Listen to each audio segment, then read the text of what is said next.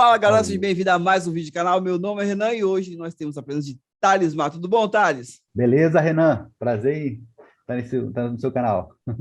Seguinte, como que você se apresenta? Rapaz, pergunta difícil, né? Então, eu sou um educador, sou professor de geografia, eu sou filho de imigrantes, né, de mineiros, que sai de Minas Gerais, vem para Vitória, mas aí a minha vida, né, é no município da Serra, na periferia, em Taquara 2, e sou um cara que estou aí para viver, para lutar, para dialogar e construir, né? Construir a vida tanto individualmente como coletivamente, né? Sou torcedor do Rio Branco Atlético Clube, né? Não é fácil torcer para o Rio Branco, né? Para torcer para futebol capixaba, mas eu sou um cara resistente, aprendi isso com meu pai, torcer para o Rio Branco. Também sofro um pouquinho com o Fluminense também do Rio de Janeiro, né? Então aí, Só time bom, só time bom. Thales, só time bom. você recentemente você foi premiado, digamos assim, com um projeto. Explica para as pessoas de onde surgiu essa ideia, de onde foi esse projeto, quem participou, enfim. Pô, legal, legal isso aí. O que acontece, né? Eu sou professor do IFES Viana agora, mas trabalhei muito tempo no IFES de Aracruz, né? Então, eu sempre trabalhava com iniciação científica com meus alunos, e aí eu trabalhei com um projeto, né, com o Diuária, né, que é um aluno indígena, Tupiniquim, e a Josiane, e foi um projeto para discutir educação indígena, né, no município de Aracruz, dando a perspectiva, né, dos seus avanços, seus desafios. E aí eles participaram de um evento, de uma feira científica no próprio Instituto Federal do Espírito Santo, né? E aí eles receberam destaques nesse trabalho, né? Teve um reconhecimento importante, tanto do trabalho como deles, também como pesquisadores, e eu como orientador. E aí a gente participou da FEBRACE, que é uma feira brasileira de ciência, uma feira nacional, que envolve aí estudantes do ensino médio do Brasil todo. E aí eles também foram premiados com esse trabalho que eles apresentaram, e eu fui premiado também entre os 10 professores, professor de destaque, né, como orientador de iniciação científica. E aí, assim, fiquei muito feliz enquanto educador, enquanto orientador, enquanto pesquisador, e ainda mais a gente, de alguma forma, contribuir para a discussão, né, da temática indígena, que é tão importante, né, no nosso país. Foi uma alegria muito grande, assim, uma conquista que eu compartilho com todos que, né, meus alunos, ex-alunos, Instituto Federal, que me deu todo o suporte para isso, né? E é uma conquista que faz a gente se energizar e continuar no caminho, né, da educação, da pesquisa, né, Renan? Mas esse projeto vocês falavam especificamente sobre o quê? Vocês levantavam algumas problemáticas, vocês falavam o Uhum. que seria melhor, um apontamento de caminho, qual que era a natureza desse projeto? Ah, legal, legal. Esse projeto é o seguinte, a gente estudou educação indígena a partir de duas perspectivas, né? Uma, que a gente tem que entender que, historicamente, né, os indígenas eles foram excluídos do processo de educação. Ou eles foram incluídos no processo de educação, mas a partir da Igreja Católica, depois a partir do Estado brasileiro, né? Então, na verdade, a educação para os indígenas no Brasil, historicamente, foram para eles deixarem de ser índio. Era uma educação baseada na alienação e na exclusão. Depois de muita luta, né, os povos indígenas conseguem conquistar o direito de ter uma educação indígena, né, onde possuem educadores indígenas, onde a cultura deles, os saberes deles são respeitados, e ao mesmo tempo essa educação indígena, que a gente chama de diferenciada e específica, ela também tem que englobar o conhecimento, né, do mundo moderno, o mundo contemporâneo. Então, nessa perspectiva, a gente estudou quais são, né, tanto os avanços como desafios na educação indígena no município de Aracruz, né? Então a gente identificou, por exemplo, que já tem mais de 90% de professores indígenas, isso é um avanço considerável, né? Tem diversas escolas indígenas de ensino fundamental, então muitos indígenas não precisam de ir para uma escola de ensino fundamental em outros lugares, né? Isso também a gente considerou como um avanço, né? No entanto, ele tem alguns limites, né? De infraestrutura, por exemplo, laboratório de informática, acesso à internet, né? Ou seja, essa estrutura básica, ela ainda é um problema, né? Então a gente pesquisou isso. Por outra questão que a gente pesquisou também, foi uma escola no bairro Coqueiral, escola de ensino médio, que os alunos indígenas estudavam nessa escola de ensino médio, estudam ainda, muitos ainda estudam, né? Que a única opção deles era fazer o ensino médio nessa escola estadual. Então, a nossa pesquisa foi entender o seguinte, como que eles se inseriram nessa escola, sendo indígenas Tupiniquim e Guarani, né? Então, assim, para nossa surpresa, né, apesar da história de muitos pais desses adolescentes indígenas, né, sofreram nessa escola preconceito, etc. Claro que o preconceito ainda existe, né, é fato, mas a gente identificou nessa escola algumas questões interessantes, assim. Por exemplo, tinham projetos que os alunos indígenas, eles eram protagonistas, né, quando se discutia o Dia do Índio, por exemplo, então a escola de alguma forma dava esse espaço para eles, né? E como tem duas etnias, né, tanto os tupiniquins como os Guarani eles têm uma particularidade, porque primeiro eles aprendem Guarani e depois falam português, né? E essa particularidade acaba tornando o processo de inserção numa escola não indígena muito desafiante, né? Então, a diretora, na época que a gente entrevistou a diretora, eu acho que foi final de 2019, por meio de um diálogo com a Secretaria de Educação, eles conseguiram contratar uma professora guarani para dar suporte para esses alunos guarani que têm essa particularidade. Muitas vezes, assim, o professor de matemática e português, né, passar uma matéria, passar uma explicação, né, eles acabavam não entendendo muito bem. Isso poderia, né, se desdobrar em reprovação, né, evasão desses alunos, né? Então a gente estudou essas duas questões, né? A escola indígena propriamente dita e como esses alunos indígenas se inseriram, né, nessa escola não indígena no bairro Coqueiral, né? E aí, depois disso tudo, assim, 2019, 2020, foi também instituída uma escola indígena de ensino médio, que é um avanço também considerável, mas ainda está ainda caminhando, né? Até porque quando eles inauguraram a escola, veio a pandemia, isso gerou uma série de dificuldades, né? Para todos, né? Inclusive também para as lideranças indígenas da educação indígena, né? Uhum. Isso para você, com certeza, é um dos momentos, digamos, mais importantes da sua vida enquanto professor, né? Mas em termos de sala de aula, não querendo especificar um momento, o que que te deixa mais satisfeito em ser professor? Ótima pergunta. Cara, olha, assim, no cotidiano, né? No cotidiano, quando eu estou dando aula, expondo uma matéria, um conteúdo, o que eu acho mais fantástico é quando o aluno faz pergunta. Porque quando o aluno ele faz uma pergunta, ele está processando, ele está formulando o que eu estou falando para ele. Então, de fato, o que está acontecendo um diálogo. Por quê, Renan? Por mais que eu pense o conteúdo, né, eu vou pensar um conteúdo aqui, eu vou pensar algumas informações, uns gráficos, um mapa, isso tudo na minha cabeça para atingir um objetivo pedagógico. Mas eu não tenho controle sobre isso. Como que isso vai chegar para os alunos, né? E aí, quando o aluno, na sala de aula, faz uma pergunta, um questionamento, né? Aquilo eu acho fantástico, porque muitas vezes eu não tenho uma resposta, então isso me faz pensar, né? E às vezes eu posso até ter resposta, e partir da minha resposta, eu dialogo com o aluno a partir do que ele estava pensando, o que ele estava problematizando. Isso que eu chamo de cotidiano, né? Agora tem outro aspecto que não é o cotidiano, infelizmente, que são os projetos com os alunos, né? É quando eu consigo construir determinadas iniciativas junto com outros colegas de trabalho, onde os alunos foram protagonistas da sua ação. Eles não apenas recebem, né? Então, assim, você do IFES Aracruz, você lembra, né, da própria SIG, da mostra cultural, né? Quando eu trabalho quando trabalho com os alunos da iniciação científica também, né, que eles são protagonistas ali do processo, é onde eu fico mais feliz e realizado, né? Porque, de fato, quando a gente cria as oportunidades para os alunos, né, estabelecer um diálogo entre eles, resolverem problemas, construírem propostas, para mim, aí, de fato, Renan, que para isso que serve a educação. Porque se fosse apenas para memorizar conceitos e informações, isso para mim não é educação.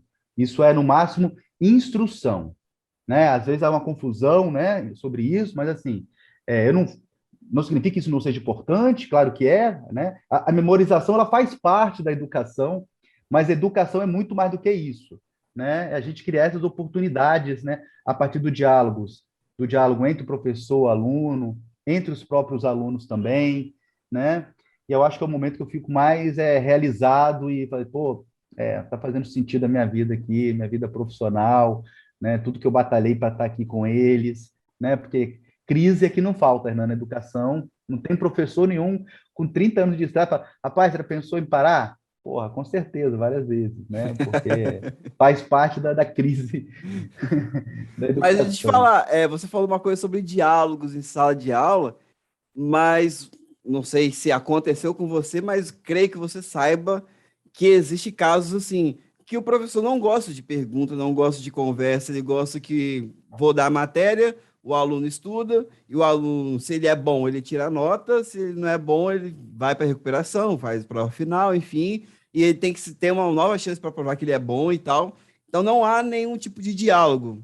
Você acha que esse tipo de perfil de professor ele é mais uma cultura que se estendeu de forma de dar aula, ou acontece também de o professor querer ter um momento de maioridade, de superioridade sobre os alunos, que, digamos, não há questionamento, não há muito diálogo, não tem muita conversa, né?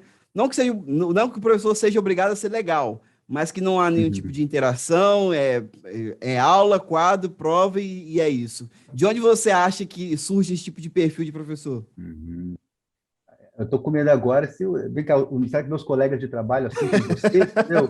Eu posso falar alguma coisa aqui, o cara vai achar que foi para ele. Ó, eu vou falar aqui, ó, se alguém colocar aí como que é mesmo? A máscara, não sei o quê. Não.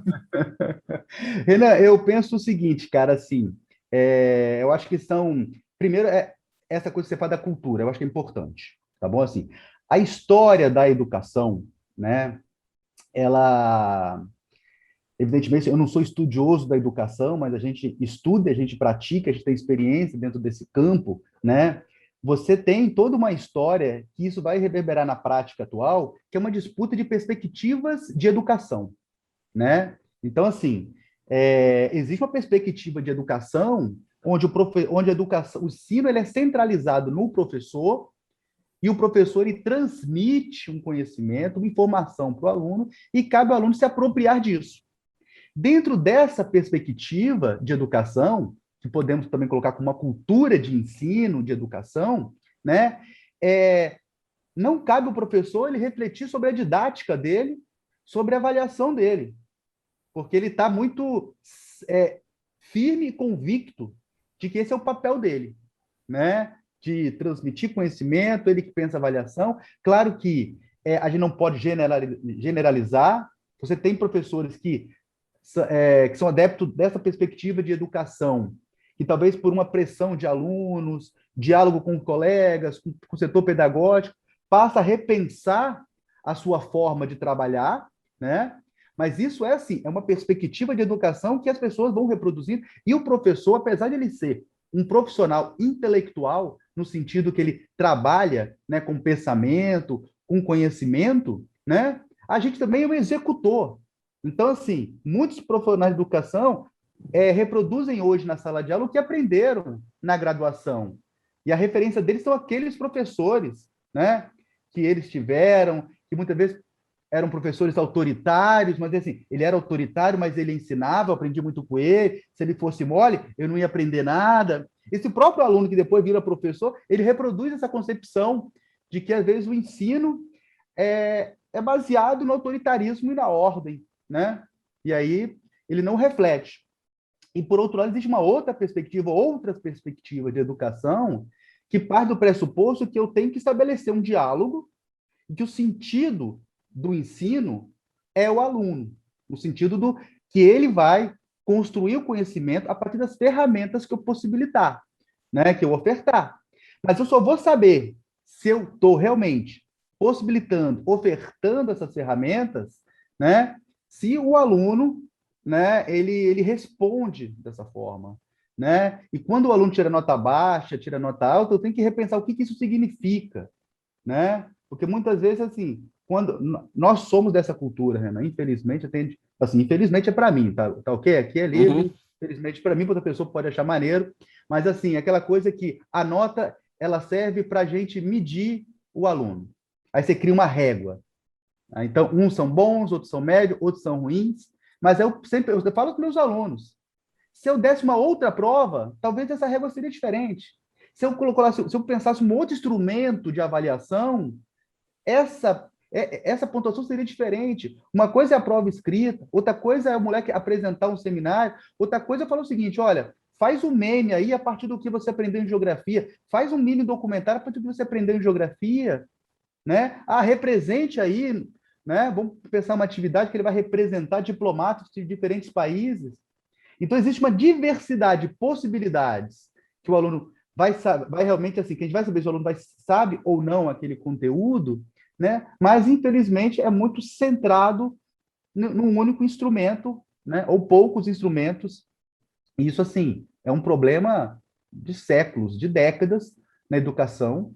E aí, vou falar de forma muito tranquila, Renan, assim, né? Se a gente pegar hoje, assim, o que se discute na educação, na academia, né, tem toda uma crítica a essa concepção mais autoritária. Mas aí o que você falou é legal, assim. Para mudar a cultura, você não muda apenas produzindo, né, tese, dissertações, você não muda de forma rápida. É um processo. É um processo.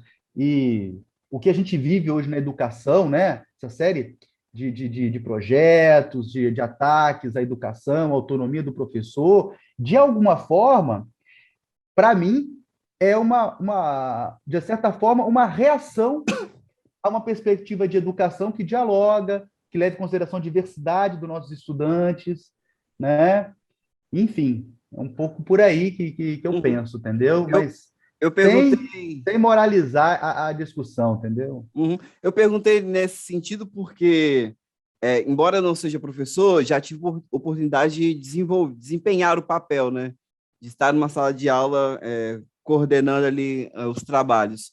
É, eu falo porque, tipo assim, no primeiro momento, dá uma insegurança muito grande, porque você mexe com várias pessoas que igual você falou, você sai de casa, tem informação, você tem seu plano de aula e tal, mas chegou lá, você tem um aluno que está com dúvida, um aluno que não está interessado, um aluno que está doente, não sei o quê. E se você simplesmente não ligar para isso, ok, vou fazer meu trabalho e eles que liguem, se danem e correm atrás, é muito mais fácil, mas eu não acho nem de perto prazeroso. Então, quando eu tive a oportunidade de desempenhar o papel, eu sempre buscava o seguinte, cara, eu vou sair daqui, eu estou lidando com pessoas, e no público, na faixa etária que eu tive a oportunidade de dar aula, tipo assim, eu estou lidando com sonhos. Então, eu não posso simplesmente chegar e cuspir matéria ou ser o cara grosso, embora muito.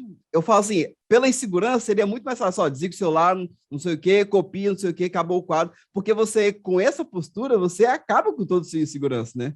Você é o Sim. durão, então não tem pergunta. Se tiver pergunta, você não leu o livro, não sei o quê. Mas eu acho que falta ainda essa concepção de que professor, mais do que lidar com aluno, com nós, não sei o que, está lidando com sonhos, porque, igual você falou, tem, Uhum. tem pessoas que podem ser horrorosas de escola, e tem várias pessoas que são horrorosas de escola, né, entre aspas, mas na arte é um show, na cultura, enfim, O na questão esporte. esporte, então nem sempre a sala de aula, o conteúdo educacional, ele é, digamos, o essencial. Você está lidando com sonhos e Uhum. você não sabe que tipo de, de recepção que o aluno vai ter. Por exemplo, você está numa aula de geografia, vamos colocar, antigamente, né, tinha que saber todas as capitais, que Ah, país está onde, não sei o quê, mas, de repente, uma abordagem diferente da sua matéria, vamos colocar você lá atrás, vou falar da Guiana Francesa. Um aluno despertou interesse para a Guiana Francesa, foi fazer trabalho humanitário lá, viveu lá, morou lá, e aí? Você vai falar que o aluno é um fracassado? Então, acho que sim. falta essa concepção de o cara que está dando aula, a pessoa que está dando aula, ela está lidando mais do que com seres humanos, está lidando com sonhos, está lidando com toda uma Uhum. estrutura de sociedade, que às vezes as pessoas não percebem. Uhum. Não, o que você fala é importantíssimo. Assim. Na verdade, a escola ela deveria refletir a realidade, a sociedade, no sentido seguinte: a gente não é só trabalhador quando a gente sai da escola, da universidade. E aí, se você ouve assim, entre 10 e 9 pessoas que falam de educação de forma assim mais, sei lá, na televisão, o cara vai falar mercado de trabalho, por exemplo, né? Mas a gente vai sair daqui, a gente vai para o mercado de trabalho, todo mundo vai ter que sobreviver trabalhando, mas aí você não é apenas isso, você tem outras dimensões da sua vida que são importantes, né? O que você vai fazer no seu tempo livre. E aí a escola acaba não produzindo isso, porque a arte, como você colocou, você sabe disso, ela é marginalizada dentro da escola, né? O IFES, assim, pô, sou assim, defendo o Instituto Federal com unhas e dentes, tentamos fazer projetos de qualquer forma, a gente sabe que a arte ela é marginalizada, o esporte é marginalizado, é ainda uma perspectiva muito hegemônica, assim, do conteúdo para você saber isso, passar no Enem, esse conhecimento técnico para você trabalhar, né?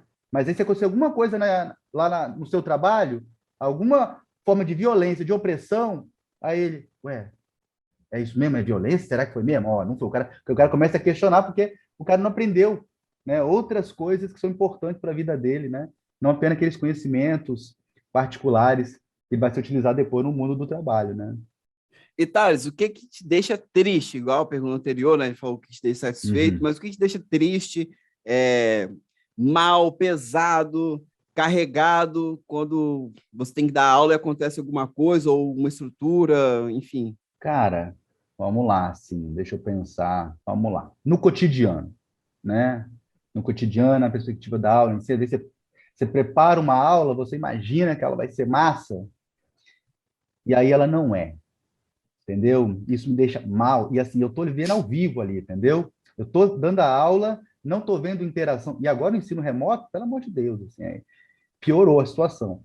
Mas eu estou ainda pensando no ensino presencial. Você prepara uma aula, você está ali falando, sei que mais, e aí não rola interação, os alunos não perguntam nada, aí você pensa, o que eu estou fazendo aqui? Será que eu paro logo a aula e vou fazer outra coisa? Gente, ó, acabou isso aqui, esquece aqui, vamos discutir sobre outra coisa, né? Isso me deixa bastante, assim, né, chateado, né, no cotidiano. Embora, assim, não aconteça muitas vezes. Já aconteceu o contrário. De eu pensar que a aula vai ser ruim, ela acaba desdobrando, entendeu? Agora sim, cara, o que me deixa muito chateado, assim, é por que que é isso? Olha, Renan, eu enxergo o seguinte, cara, quem trabalha com educação, o cara é professor de geografia, matemática, filosofia, matérias técnicas, né? Ele tem o seu papel muito específico ali dentro de uma instituição escolar, mas ele também tem que entender que ele tem um papel, né, fundamental, porque assim, uma instituição escolar, ele tem que garantir o direito à educação, né? E a palavra direito, para mim, ela é muito séria, né? Direito à educação é para todos e todas em qualquer situação, né? Então, eu já fiquei muito chateado na minha vida enquanto profissional, quando eu percebi que a instituição escolar, ela contribui para a exclusão dos alunos, né? E aí eu estou falando, eu posso, desde uma perspectiva assim, de um aluno dentro de uma discussão que ele vai sendo reprovado, reprovado, reprovado, e a escola não faz nada, e esse aluno sai, depois não consegue voltar mais. E isso, para mim, é uma das coisas que deixa muito chateado, e isso eu já vivi em vários momentos, vendo a coisa acontecer, evidentemente, junto com meus colegas, eu tento resistir a esse processo, mas não é fácil. Mas quando eu vejo que uma instituição pública, ela exclui, né, estudantes dela, quando eu vejo que a instituição pública faz vista grossa para formas de violência, né, violência do machismo, da homofobia, do capacitismo, né, pessoas com deficiência, isso também me deixa muito chateado, né? Porque eu levo muito a sério o espaço escolar. E aí eu acho que o espaço escolar, para mim, tem que ser necessariamente um espaço de inclusão e de reflexão. Não pode ser de exclusão e de opressão, né? E eu sou filho da escola pública, com muito orgulho, mas também reconheço o que eu já vivi e o que eu já vi quando eu era estudante da educação básica, né? De violências, de exclusões, né? Então, eu acho que me deixa realmente assim chateado é quando eu percebo que uma instituição pública de educação, não vou falar assim, qualquer uma escola privada também, ela garante o direito à educação, ela também não pode, mas vou falar da minha realidade, que eu só trabalhei em escolas públicas que têm esse papel fundamental de garantir o direito à educação. Então, o que me deixa muito chateado, eu tenho que sempre a pancada no fígado, porque eu sei que assim eu vou sofrer com isso, esses processos, às vezes, cotidianos de exclusão dos alunos. E aí, Renan, assim, a gente consegue perceber os perfis, né, É aqueles alunos que não conseguem se enquadrar nessa estrutura de escola, por exemplo. É alunos que já têm uma série de questões, né, de pesos da sua vida e não conseguem se inserir plenamente no espaço escolar, e a gente às vezes ajuda a empurrar o aluno, né? O aluno, né? Empurrar o estudante, né? Isso é muito complicado, né? Isso é muito complicado. Seja muito chateado e quero aproveitar também para falar, porque eu venho percebendo também, isso pode ser polêmico para algumas pessoas, mas enfim, o que eu percebo é que você tem uma narrativa muito forte na escola, assim, isso estou falando desde quando eu dei aula, assim, né? Comecei a dar aula sistematicamente em 2010, muita perspectiva que ela parece muito, digamos assim, ela é uma perspectiva empoderadora a princípio, né? Mas ela, contraditoriamente, ela também pode servir para a gente não empoderar as pessoas, mas excluir as pessoas, né? É aquela perspectiva assim, né? Só depende de você, né? Então, se você quiser, você consegue. Você vai passar por todos os obstáculos e você vai chegar no topo da montanha. Eu, como vocês que estão aqui, eu vim de escola pública, tive toda dificuldade, deixei um monte para trás, mas hoje eu estou aqui, graças ao meu esforço e etc. Né? E aí, Renan, eu não estou falando que cada um de nós tem que ter uma força individual que nos leve, que nos mova, né? Mas essa narrativa, ela às vezes deixa transparecer que a gente não tem que exigir, né, condições da escola, metodologias dos professores, preocupações diversas, porque só depende de cada um. E a gente sabe que não é assim. Você estudou no Instituto Federal, você sabe. Quando os alunos chegam no Instituto Federal, é uma diversidade e uma desigualdade enorme desses alunos que chegam, né? Então, essa narrativa que eu chamo assim, muito individualista, eu acho ela problemática, porque assim, se o cara tiver um êxito, parabéns para ele, mérito dele. Se ele fracassa, a culpa é dele também. E aí parece que a instituição escolar e a sociedade não têm o seu papel, entendeu? Então isso também me chateia muito, porque eu estou vendo cada vez mais crescendo essa narrativa de desresponsabilizar a sociedade e as instituições escolares, né? Dessa coisa, não, cada um só depende de você, né? Aí, claro, né? É uma perspectiva aqui de respeito à fé e à religião, né? Só depende de você e Deus. Então, não depende do professor, não depende da escola, não depende de nada. Enfim, isso também não me deixa chateado, mas muito preocupado, né? Vamos colocar dessa forma, porque eu acho que ajuda, às vezes pode ajudar esse processo de exclusão que me chateia muito, entendeu? Uhum, mas isso vai também além da educação. Você pode pegar, por exemplo, que bomba muito nas redes sociais. Eu consigo emagrecer 30 quilos em Isso. um ano e eu só como salada e eu só corro não sei o quê. Mas, digamos, vamos colocar um exemplo genérico. A pessoa tem uma boa relação com comida, tem gente que tem trauma com comida, tem gente que não tem o que comer, tem gente que tem uma questão já, uma predisposição digamos, à obesidade, tem gente que tem ansiedade, tem depressão, Uhum. tem, digamos, uma situação que teve assédio, isso mexe também a forma de se alimentar e como que o corpo reage. Então, não é questão de só depender da Não pessoa, todo é? mundo tem uma carga de uma história que, Tem gente que trabalha que 10 já horas não por é dia. mais, já não está mais simplesmente nas suas mãos, não está simplesmente na vontade, não está simplesmente no Exato. querer, porque todo mundo tem uma carga muito gigante. Sim. E aí isso leva uma frustração, né? Leva uma frustração às pessoas, assim, né? Isso é muito E só se complicado. afunda. Cara, esse dia eu Sim. estava vendo um debate assim, que as pessoas estavam falando que o Facebook era das piores redes sociais, né? E depois virou o Instagram, que é o pior. E aí eu fui vendo o que a pessoa está falando. E aí a pessoa foi nesse caminho desse discurso de coaching e tal. Aí eu Uhum. fui ver e a pessoa, não, porque lá no LinkedIn, não sei o que, não sei o que. Aí eu fui ver, acompanhar, passei um mês acompanhando fielmente o LinkedIn. Cara, Olha para aí. mim, não tem rede social mais violenta, mais, digamos, que deixa mais mal do que o LinkedIn. Porque lá todo Uhum. mundo tem a vida perfeita, e Olha além de isso. ter perfeito das redes sociais, que é do Instagram, todo mundo é bem sucedido, todo mundo tem network, todo mundo aproveita as oportunidades, todo mundo faz curso, todo mundo é aprovado. Cara, simplesmente se uma pessoa chegar para procurar emprego no LinkedIn, a pessoa pode sair triste, deprimida. Isso não é Sim, exagero. Porque a pessoa, se ela é jogada dentro de um mundo que tá todo mundo bem. sim. Olha que doideira, cara. Eu não conheço a rede social, mas assim, esse debate de redes sociais, da representação, é muito complicado, né, cara? E sempre são pessoas bem-sucedidas, pessoas bonitas, politizadas, né, militantes de redes sociais, né?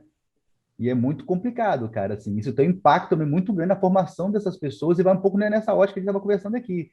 Você citou o coach, né? Perfeito, cara, assim. Só depende de você. E as redes sociais vão mostrando, olha, só depende de você. E aí vai perdendo um pouco a noção de outras dimensões da nossa vida que determinam quem a gente é e quem a gente pode ser, né? Nesse momento.